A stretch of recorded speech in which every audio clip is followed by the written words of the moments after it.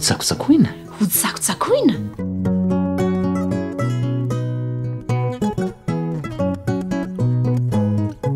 teny atsipohan'ny manam-panahy.